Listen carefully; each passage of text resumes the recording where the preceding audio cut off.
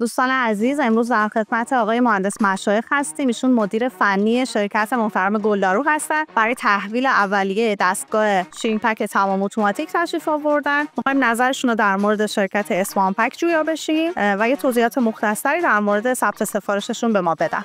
بفرمایید. ضمن سلام و عرض خسته نباشید خدمت شما و کلی همکارانتون. ما تقریبا تا این لحظه این ششمین دستگاهی که از شرکت اسوان پک تو عرض این 2 سال تهیه کردیم. دستگاه‌هایی است که واقعا بی آزاره، چون تحقیق زیاد کردیم قبلا در مورد انتخاب ساپلایر این دستگاهی که الان داره همزمان 2 تاش به صورت آنلاین داره کار میکنه تو خطوطمون، 4 تاش به صورت آفلاین و تقریبا تمام خاصایی که ما داریم و داره برآورده برامون میکنه نسبت به برندهای دیگه‌ای که داریم. حالا اونها باید روش کار کنیم، ولی خب این برندمون کاملا درک میکنن خواستهای ما رو و اون چیزی که مد نظر ماست کاملا پیاده میکنن. خیلی عالی، خیلی خوشحالیم که ما رو انتخاب میکنیم به عنوان تامین کننده خودتون. ان شاءالله رضایت ادامه دار باشه و منجر به ثبت سفارش دستگاهی بیشتر بشه. ان شاءالله. خیلی متشکرم از شما دوستان عزیز.